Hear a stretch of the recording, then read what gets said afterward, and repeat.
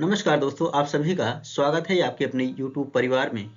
दोस्तों, आज हम प्रीवियस ईयर एसएसटी सॉल्व करने वाले हैं। दोस्तों अगर आप चैनल पर नए हैं तो पहले चैनल को सब्सक्राइब कर दें और बेल आइकन को प्रेस कर लें, जिससे कि हमारे आने वाले सभी वीडियो का नोटिफिकेशन आपको मिलता रहे। दोस्तों, आपके सामने आज का पहला प्रश्न है, कन्नौज पर लंबे समय तक त्रिपक्षीय संघर्ष में किन राजवंशों के बीच चला। दोस्तों, आपको बताना है कि त्रिपक्षीय संघर्ष किन राजवंशों के बीच हुआ था। दोस्तों, त्रिपक्षीय संघर्ष 8वीं सदी में हुआ था। दोस्तों, त्रिपक्षीय संघर्ष की शुरुआत गुर्जर प्रतिहार वंश के शासक वत्सराज के द्वारा प्रारंभ की गई थी। दोस्तों इस त्रिपक्षीय संघर्ष में गुर्जर प्रतिहार वंश, पाल वंश, चोल, दोस्तों चोल इसमें शामिल नहीं थे, तो ऑप्शन ए गलत हो जाएगा। ऑप्शन बी है चोल, ये तो गलत हो जाएगा फिर से। ऑप्शन सी है गुर्जर प्रतिहार राजपूत, गलत है दोस्तों। ऑप्शन डी इसका सही हो जाएगा, पाल, राष्ट्रकूट और गुर्जर प्रतिहार वंश के बीच त्रिपक्षीय संघर्ष हुआ था। दोस्तों गुर्जर प्रतिहार उस समय गुजरात में शासन कर रहे थे, राष्ट्रकूट दक्कन में और पाल वंश जो है बंगाल पर शासन कर रहे थे। दोस्तों उस समय राष्ट्रकूट दक्षिण भारत से उत्तर भारत पर आक्रमण करने वाली पहली शक्ति है, याद रखना है दोस्तों।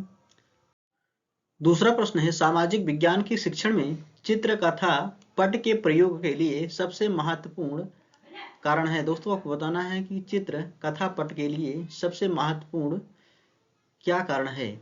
आपके विकल्प हैं, यह घटनाओं का वर्णन करना नहीं दोस्तों। बी, पाठ्य पुस्तकों को आकर्षक बनाना, पाठ्य पुस्तकों को आकर्षक बनाना नहीं होगा। एक पक्षीय सूचना प्रदान करना, यह भी गलत है। दिए गए वृत्तांत पर चर्चा को प्रोत्साहित करना, ऑप्शन डी इसका सही हो जाएगा। दोस्तों दिए गए वृत्तांत पर चर्चा को प्रोत्साहित करना, चित्र कथा पट के लिए प्रयोग वृत्तांत पर चर्चा को प्रोत्साहन मिलता है, इससे बच्चे सरलतापूर्वक तथ्यों को आत्मसात कर लेते हैं। भारतीय संसद की भूमिका एवं कार्यप्रणाली की समझ को विकसित करने के लिए निम्नलिखित में से कौन सा सबसे उचित क्रियाकलाप है। क्वेश्चन को दोस्तों फिर से पढ़ते हैं। भारतीय संसद की भूमिका एवं कार्यप्रणाली की समझ को विकसित करने के लिए निम्नलिखित में से कौन सा सबसे उचित क्रियाकलाप है। ठीक है दोस्तों, आपके विकल्प हैं, कार्यों एवं जिम्मेदारियों का प्रवाह आरेख, ये नहीं होगा। संसद के अवरोध पर समाचार पत्र के लेखन पर चर्चा, ये भी नहीं होगा। युवा संसद का आयोजन, दोस्तों ये ऑप्शन हमारा सी सही हो जाएगा, युवा संसद का आयोजन। दोस्तों भारतीय संसद की भूमिका और कार्यों की समझ विकसित करने के लिए युवा संसद का आयोजन सबसे उपयुक्त होगा। एक शिक्षिका विद्यार्थियों को सुझाव देती है कि वे एक तालिका बनाएं जिसमें उनके द्वारा एक सप्ताह में प्रयोग किए जाने वाले पानी की बाल्टियों की संख्या लिखी गई हो। इस गतिविधि के बाद वे पानी के प्रयोग और संरक्षण के बारे में चर्चा शुरू करती है। शिक्षिका कक्षा में किस प्रकार के अधिगम को प्रोत्साहित कर रही है। आपके विकल्प हैं, समस्या समाधान विधि, बिल्कुल नहीं। पूछताछ विधि, बिल्कुल सही है दोस्तों, ऑप्शन इसका सही हो जाएगा बी, पूछताछ विधि। सबसे उचित विकल्प रिक्त स्थान में भरिए। ज्ञान और विचारों को व्यवस्थित करने के लिए अवधारणात्मक संसाधनों में समय रेखा, सारांश, डैश और डैश सम्मिलित हैं। दोस्तों ऑप्शन ए है सूचना मानचित्र और अवधारणा मानचित्र। दोस्तों इसका सही ऑप्शन ए ही हो जाएगा, सूचना मानचित्र और अवधारणा मानचित्र। ज्ञान और विचारों को व्यवस्थित करने के लिए अवधारणात्मक संसाधनों में समय रेखा, सारांश, सूचना मानचित्र और अवधारणा मानचित्र सम्मिलित हैं। क्रियाकलाप आधारित प्रश्न सामाजिक विज्ञान के पाठ को, दोस्तों आपको बताना है, क्रियाकलाप आधारित प्रश्न सामाजिक विज्ञान के पाठ को, दोस्तों इसका सही विकल्प हो जाएगा विकल्प सी, आनंदमयी बनाते हैं। अगला प्रश्न है, सामाजिक समस्याओं की समझदारी को विकसित करने के लिए निम्नलिखित में से सबसे उचित एक विधि कौन सी है। दोस्तों इसका सही विकल्प हो जाएगा विकल्प बी, वृत्त अध्ययन। सामाजिक समस्याओं की समझदारी को विकसित करने के लिए वृत्त अध्ययन एक उचित विधि हो सकती है। एक शिक्षिका अपने विद्यार्थियों को सरकारी योजनाओं के बारे में जानकारी प्राथमिक स्रोतों के माध्यम से देना चाहती है। निम्नलिखित में से कौन सी योजना अनुपयुक्त होगी? दोस्तों आपको बताना है कि कौन सी योजना अनुपयुक्त होगी। आपके विकल्प हैं ए, सरकारी परियोजनाओं पर पुस्तक की समीक्षा। दोस्तों यही ऑप्शन सही हो जाएगा ए, सरकारी परियोजनाओं पर पुस्तक की समीक्षा। दोस्तों सरकारी योजनाओं पर एक पुस्तक की समीक्षा प्राथमिक स्रोतों के माध्यम से सरकारी योजनाओं के बारे में जानने के लिए अनुचित योजना होगी। अगला प्रश्न है, सामाजिक विज्ञान पर निम्नलिखित में से एक उचित और अर्थपूर्ण अभ्यास को चुनिए। आपके विकल्प हैं अवधारणाओं के परीक्षण का एक मौलिक अभ्यास, अर्थपूर्ण अभ्यास। दोस्तों इसका ऑप्शन सही हो जाएगा ए, अवधारणाओं के परीक्षण का एक मौलिक अभ्यास। अगला प्रश्न है,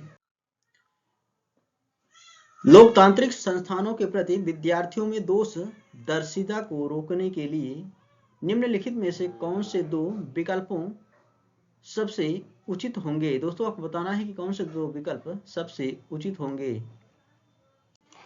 कथन ए है आदर्श कार्यप्रणाली एवं सिद्धांतों पर बल, ये तो होगा दोस्तों।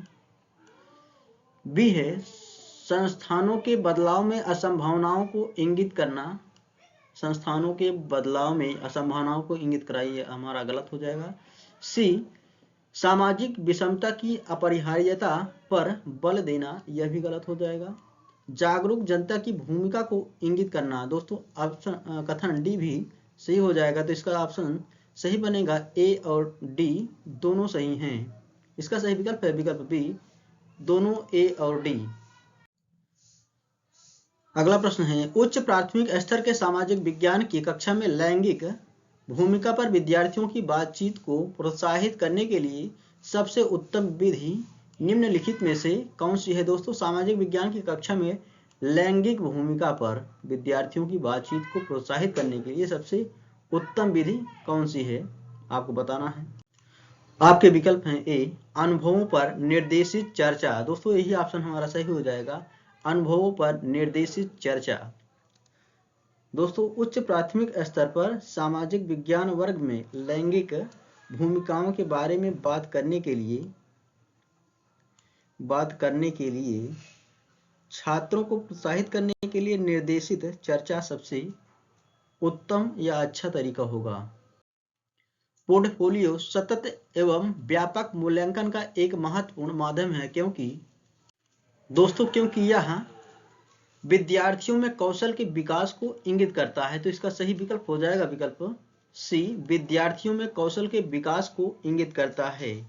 दोस्तों पोर्टफोलियो एक छात्र के काम और संबंधित सामग्री का एक व्यवस्थित संग्रह होता है जो एक स्कूल के विषयों में छात्र की गतिविधि तथा उपलब्धियों को दर्शाता है पोर्टफोलियो। अगला प्रश्न है, जब आप विद्यार्थियों को एक ऐतिहासिक स्मारक दिखाते हैं तब आप उन्हें किस प्रकार के अधिगम के स्रोत से सीखने के लिए प्रोत्साहित कर रहे हैं? दोस्तों इसका सही विकल्प हो जाएगा विकल्प ए, प्राथमिक स्रोत। दोस्तों प्राथमिक स्रोत जो है इतिहास के वे मूल दस्तावेज और वस्तुएं हैं जो उस समय अध्ययन का मूल साधन हुआ करते थे। 14वां प्रश्न है, कल्पना कीजिए कि आपको श्रीरंगपट्टनम के युद्ध और टीपू सुल्तान की मौत के बारे में खबर देने वाले दो पुराने अखबार मिलते हैं। एक अखबार ब्रिटेन का है और दूसरा मैसूर का। दोनों अखबारों के लिए इन घटनाओं के बारे में एक सुर्खी लिखिए। कक्षा 8 के इतिहास की पाठ्यपुस्तक में इस क्रियाकलाप को शामिल करने का क्या कारण है? दोस्तों इसका कारण होगा विद्यार्थियों में विचारों की विविधता की अवधारणा को विकसित करना। तो इसका सही विकल्प बन जाएगा विकल्प बी, विद्यार्थियों में विचारों की विविधता की अवधारणा को विकसित करना। दोस्तों टीपू सुल्तान जो है चौथे आंग्ल मैसूर युद्ध में इसकी मृत्यु हुई थी, जो हुआ था 1799 ईस्वी में। याद रखना है दोस्तों। अगला प्रश्न है हमारा, राष्ट्रीय पाठचर्या की रूपरेखा 2005। दोस्तों यह एनसीएफ 2005 की बात कर रहा है। तो सामाजिक विज्ञान के संदर्भ में सुझाती है कि बच्चे के विद्यालय जीवन का मेल, ऑप्शन ए है, कक्षा के जीवन से होना चाहिए। दोस्तों बच्चे को विद्यालय से यानी कि कक्षा से तो बिल्कुल जोड़ना ही नहीं है, तो ऑप्शन ए तो गलत हो जाएगा। बाहर के जीवन के साथ होनी चाहिए, ऑप्शन बी बिल्कुल सही हो जाएगा। बाहर के जीवन के साथ होनी चाहिए एनसीएफ 2005 के अनुसार। प्रश्न 16 है, सबसे उचित विकल्प को चुनिए। उच्च प्राथमिक स्तर के विद्यार्थियों को सामाजिक विज्ञान की परियोजना के तहत क्षेत्र भ्रमण करने को कहा जा सकता है, जिससे कि दोस्तों क्षेत्र भ्रमण करने को क्या कहा जा सकता है? ऑप्शन ए है, यह विद्यार्थियों के लिए भागीदारी बढ़ाता है और आनंदमय बनाता है। ऐसा कुछ भी नहीं है दोस्तों। ऑप्शन बी है, यह अवधारणाओं और विचारों के साथ वास्तविकताओं की तुलना करने में योग्य बनाता है। ऑप्शन बी दोस्तों इसका सही हो जाएगा। यह अवधारणाओं और विचारों के साथ वास्तविकताओं की तुलना करने में योग्य बनाता है। दोस्तों एक फील्ड ट्रिप या भ्रमण लोगों के समूह द्वारा उनके सामान्य वातावरण से दूर एक जगह की यात्रा होती है। यह विचारों और निष्कर्षों के साथ वास्तविकताओं की तुलना करने में भी सक्षम बनाता है। तो इसका सही विकल्प हो जाएगा विकल्प बी। अगला प्रश्न है, उच्च प्राथमिक स्तर पर भूगोल के शिक्षण के लिए निम्नलिखित में से कौन सी विधि सबसे अधिक उपयोगी है? दोस्तों भूगोल के शिक्षण के लिए सबसे उचित उपयोगी विधि होगी, इसका सही विकल्प हो जाएगा विकल्प बी, क्षेत्र भ्रमण।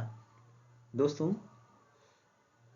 उच्च प्राथमिक स्तर पर भूगोल के शिक्षण के लिए क्षेत्र का दौरा सबसे उपयुक्त होगा। उच्च प्राथमिक स्तर पर सामाजिक एवं राजनीतिक जीवन की पाठ्यपुस्तक का शिक्षण निम्नलिखित में से किस एक उपागम पर बल देता है? ऑप्शन ए है, वास्तविक जीवन की स्थितियों से सीखना। दोस्तों ऑप्शन इसका ए ही सही हो जाएगा। परिभाषाओं द्वारा सीखना गलत है। रटकर सीखना ये भी गलत है। अवधारणाओं के संश्लेषण से सीखना यह भी गलत है। अगला प्रश्न, विभिन्न प्रकार के बाजार विषय को पढ़ाने के लिए निम्नलिखित में से कौन सी परियोजना सबसे अधिक उचित होगी? दोस्तों विभिन्न प्रकार के बाजार विषय पढ़ाना है। ऑप्शन ए है, अखबारों और पत्रिकाओं से बाजार पर कोलाज तैयार करना। इसका ऑप्शन ए ही सही हो जाएगा। अखबारों और पत्रिकाओं से बाजार पर कोलाज तैयार करना। कोलाज एक चित्रण की तकनीक होती है दोस्तों, जिसका मुख्य रूप से दृश्य कलाओं में उपयोग किया जाता है, जहां कलाकृति विभिन्न रूपों के संयोजन से बनाई जाती है। इस प्रकार एक नया संपूर्ण कोलाज बनाने में कभी-कभी पत्रिका और अखबार की कतरनें, रिबन, पेंट, रंगीन हस्तनिर्मित बिट्स शामिल हो सकती हैं। तो इसका सही विकल्प बन जाएगा विकल्प ए, अखबारों और पत्रिकाओं से बाजार पर कोलाज तैयार करना। अशोक के अधिकतर शिलालेख निम्नलिखित लिपियों में से किसमें लिखे गए थे? दोस्तों इसका सही विकल्प हो जाएगा विकल्प बी, ब्राह्मी लिपि का अधिकतर प्रयोग किया गया है अशोक के शिलालेखों में या अभिलेखों में। अगला प्रश्न है, कुछ आरंभिक हिंदू मंदिरों में एक हॉल होता था जहां लोग इकट्ठा हो सकते थे। इस स्थान को कहा जाता था। दोस्तों आपको बताना है कि हिंदू मंदिरों में एक हॉल होता था जहां पर लोग इकट्ठे होते थे। इस स्थान को क्या कहा जाता था? दोस्तों उसको कहा जाता था मंडप। तो इसका सही विकल्प हो जाएगा विकल्प बी, मंडप। दोस्तों मंडप जो है स्तंभों पर टिका हुआ बाहरी हॉल हुआ करता था। अगर हम गर्भगृह की दोस्तों बात करें तो गर्भगृह उसको कहा जाता है जहां भगवान की मूर्ति रखी होती है, और प्रदक्षिणा पथ दोस्तों उसको कहा जाता है जब भगवान की मूर्ति के सामने गोलाकार घूमते हैं, उसको कहा जाता है प्रदक्षिणा पथ। याद रखना है दोस्तों। विनय पिटक ग्रंथ निम्नलिखित में से किससे संबंधित है? दोस्तों विनय पिटक में दिए गए हैं बौद्ध संघ के नियमों को।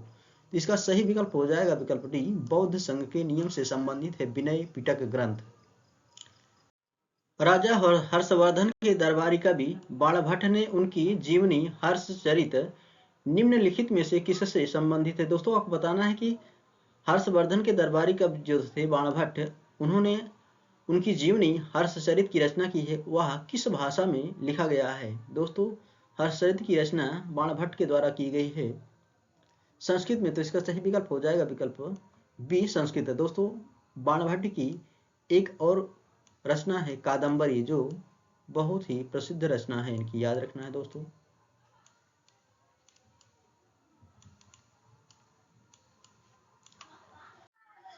जैन और बौद्ध भिक्षुनियों के लिए आरंभिक विहार बने होते थे। दोस्तों आपको बताना है कि विहार किससे बने थे। दोस्तों विहार बने होते थे लकड़ी के, तो इसका सही विकल्प हो जाएगा विकल्प ए लकड़ी के। सूफी मत के अनुसार खानकाहों से क्या अभिप्राय है। दोस्तों आपको बताना है कि खानकाह किसको कहा जाता था। दोस्तों वे स्थान जहां सूफी संत बैठकों का आयोजन करते थे उसको खानकाह कहा जाता था, तो इसका सही विकल्प हो जाएगा विकल्प सी, वे स्थान जहां सूफी संत बैठकों का आयोजन करते थे। चोल मंदिरों के विषय में निम्नलिखित कथनों में से कौन सा सही है। ऑप्शन ए है चोल मंदिर प्रायः अपने आसपास विकसित होने वाली केवल ग्रामीण बस्तियों के केंद्र बन गए। दोस्तों केवल यहाँ पर लगाकर ये गलत हो गया। बी है जनसाधारण द्वारा दी गई भूमि से चोल मंदिर संपन्न हो गए, यह भी गलत है। ऑप्शन सी है चोल मंदिर आर्थिक सामाजिक और सांस्कृतिक जीवन के केंद्र थे। जी हाँ दोस्तों चोल मंदिर जो थे वो आर्थिक सामाजिक और सांस्कृतिक जीवन के केंद्र थे, तो इसका सही विकल्प बन जाएगा विकल्प सी, चोल मंदिर आर्थिक सामाजिक और सांस्कृतिक जीवन के केंद्र थे। दिल्ली सल्तनत के सुल्तानों के लिए लिखी गई तवारीख के विषय में निम्नलिखित कथनों में से कौन सा सही है। दोस्तों पहले हम तवारीख के लेखक के बारे में जान लेते हैं। दोस्तों तवारीख के लेखक हैं अब्दुल हसन। ऑप्शन ए दे रहा है दोस्तों ए दिल्ली सल्तनत की प्रशासनिक भाषा उर्दू। दोस्तों वैसे दिल्ली की प्रशासनिक भाषा उर्दू नहीं फारसी भाषा थी, तो ये ऑप्शन ऐसे ही गलत हो जाएगा। ऑप्शन बी है तवारीख उन लोगों द्वारा लिखी गई जो शायद ही नगरों में रहे, यह भी गलत है दोस्तों। ऑप्शन सी है तवारीख के लेखक शासकों को अच्छे शासन की आवश्यकता और न्यायसंगत शासन पर बल देते थे। जी हाँ दोस्तों ऑप्शन इसका सी सही हो जाएगा, तवारीख के लेखक शासकों को अच्छे शासन की आवश्यकता और न्यायसंगत शासन पर बल देते थे। दोस्तों तवारीख जो शब्द है यह एक अरबी शब्द है जिसका अर्थ होता है इतिहास। तवारीख के लेखकों ने सचिवों प्रशासकों कवियों और देशों के बारे में सीखा था जो घटनाओं और शासन पर शासकों को सलाह भी दिया करते थे। याद रखना दोस्तों। कक्षा कक्ष में विद्यार्थियों को खुली पुस्तक अभ्यास करवाने के उचित कारणों को चुनिए। आपके विकल्प हैं ए पाठ को विस्तृत रूप से याद करना। दोस्तों याद करना नेगेटिव शब्द होता है, तो ऑप्शन ए तो गलत हो जाएगा। ऑप्शन बी है पाठ को किसी विशिष्ट प्रश्नों के संदर्भ में। दोस्तों संदर्भ में पॉजिटिव शब्द होता है, तो यही ऑप्शन हमारा सही हो जाएगा बी, पाठ को किसी विशिष्ट प्रश्नों के संदर्भ में पढ़ना। सामाजिक विज्ञान के विषयों के अध्ययन का महत्व इसलिए है क्योंकि बच्चे इससे, ऑप्शन ए है भूत की घटनाओं का मूल्यांकन कर सकते हैं। दोस्तों मूल्यांकन गलत हो जाएगा भूत। बी है प्राकृतिक संसाधनों को संरक्षित कर सकते हैं, गलत। लोकतंत्र के बारे में विस्तार से सीख सकते हैं, यह भी गलत है। डी समाज और उसके पर्यावरण को समझ सकते हैं। जी हाँ दोस्तों ऑप्शन इसका डी सही हो जाएगा, समाज और उसके पर्यावरण को समझ सकते हैं। दोस्तों सामाजिक विज्ञान अकादमिक विषयों की एक प्रमुख श्रेणी है जो समाज के साथ संबंध रखता है और समाज के भीतर व्यक्तियों के बीच संबंध भी रखता है। दोस्तों आज के लिए आखिरी प्रश्न है, महासागरीय धाराओं के संबंध में नीचे दिए गए दोनों कथनों ए और बी पर विचार कीजिए तथा सही उत्तर का चयन कीजिए। कथन ए है गर्म महासागरीय धाराएं भूमध्य रेखा के निकट उत्पन्न होती हैं और ध्रुवों की ओर प्रवाहित होती हैं। जी हाँ दोस्तों क्योंकि भूमध्य रेखा के ऊपर सूर्य हमेशा लंबवत चमकता है, इसलिए यहाँ की जलधाराएं हमेशा गर्म हो जाती हैं और दोस्तों यह निम्न अक्षांशों से उच्च अक्षांशों की ओर प्रवाहित भी होती हैं, यानी कि ध्रुवों की ओर प्रवाहित होती हैं। अब कथन ए तो बिल्कुल सही है। कथन बी है ठंडी महासागरीय धाराएं उच्च अक्षांशों के जल को निम्न अक्षांशों को ले जाती हैं। कथन बी भी इसका सही हो जाएगा। आप कथन ए और बी दोनों सही है। ऑप्शन ए है, ए गलत है, गलत हो जाएगा। कथन ये भी गलत हो जाएगा। ए ऑप्शन डी है इसका सही हो जाएगा। ए और बी दोनों सही हैं। दोस्तों आज के लिए इतना, मिलते हैं नेक्स्ट वीडियो में। Thank you so much.